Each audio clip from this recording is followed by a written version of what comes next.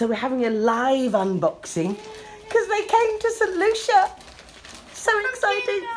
Okay, here we go. You may have to help me. Sure. I'm just.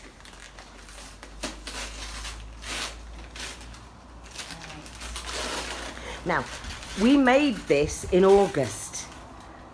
For our anniversary, for our Yes. wedding anniversary. So we sat on live together and we talked, we made it. It's so lovely. You take that one? Oh, yeah, I'm going to take this one. Oh, my gosh, it's so beautiful. Oh, that's so beautiful.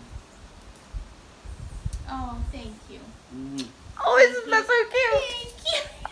That's the cutest thing I've ever seen.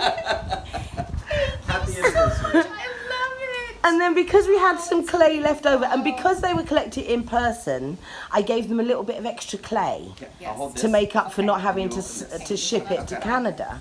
Okay. So they got an extra little So we got an piece. extra little piece. We're so excited. Oh my gosh, look at the colors. Oh my Oh, goodness. Oh, they've got our initials.